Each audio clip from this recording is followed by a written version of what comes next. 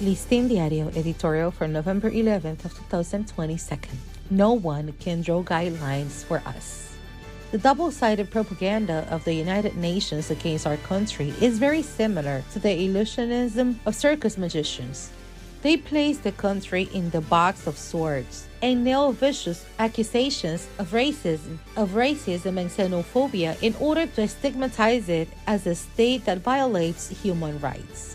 But if the trick fails, then they resort to another, that of the cut woman, who supposedly is divided into three, but in reality, her body was never cut, with which they changed the strategy of imposing lines to the country that conflict with its sovereignty. This is what Volker Turk, the United Nations High Commissioner for Human Rights, has just done, crying out to heaven for the country not to remove illegal Haitians.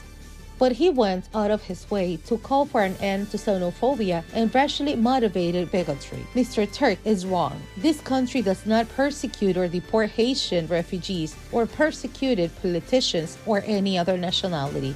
Thousands of Haitians arrive in this country every day and are the object of vulgar trafficking that ends up filling public squares, hospital beds, and cheap employment. Those who live permanently far exceed that of any other nation in the world, and we do not have external support to sustain that burden. No one can force Dominicans to accept the Haitian tragedy derived from the theft of its resources by great powers, and now, due to the indifference of an international community with its arms crossed, when Haiti bleeds to death by violence. How far Mr. Turk went to discover humane treatment of refugees?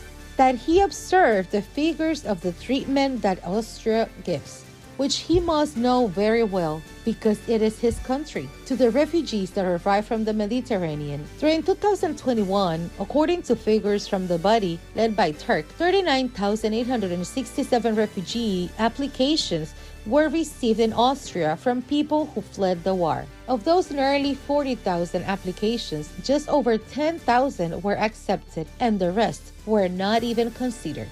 The Dominican Republic, its people, and its government cannot obey anyone's orders to violate national sovereignty, much less draw guidelines on who is accepted or not in the national territory. For Listín Diario, voiceover and translations by Indira Rodriguez.